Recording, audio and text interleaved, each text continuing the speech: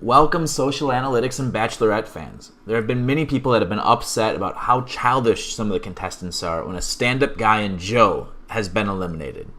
We have one guy throwing a picture frame, another guy crying about the thrown picture frame, and one guy stripping down, bearing it all, for Becca.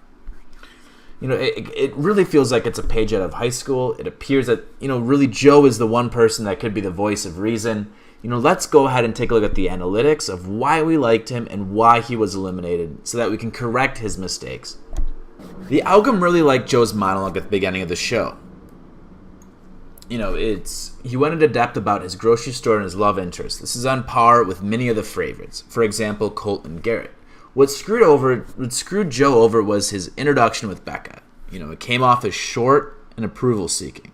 This represents a lack of social skills and the inability to create conversation with somebody new. A group that is doing extremely well are individuals with medium length and intermediate depth. So let me pull that up here for you. We can see that, all of these people are still around and they're all become our favorites. Let's go ahead and pretend that we have a time machine and I can go ahead and coach Joe. This is what I would recommend. Hey, my name is Joe. I own a grocery store in Chicago. I brought this apple to you not because it's my favorite fruit, but because I want you to become the apple of my eye. Bam. All of a sudden, Joe is, one of the top 5, and, he is, looking at it as a serious contender to win the Bachelorette versus getting kicked off the show. Obviously, we aren't flying, halfway across the country to woo some girl, so this is irrelevant to all of us.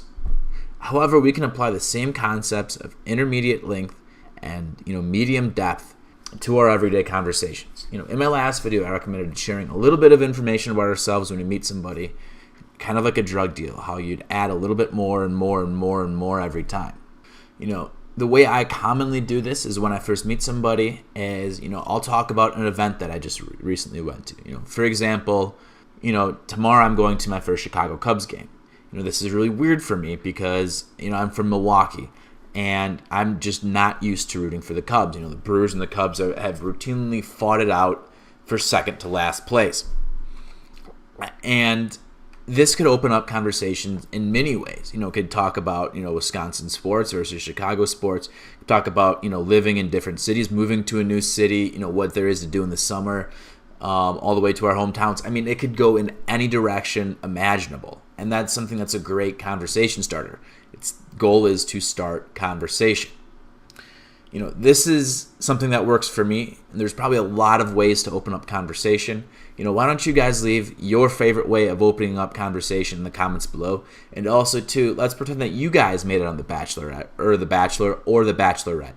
And let's pretend that you guys have to give a monologue with intermediate depth and medium length and see what you guys could come up with for how you'd present yourself.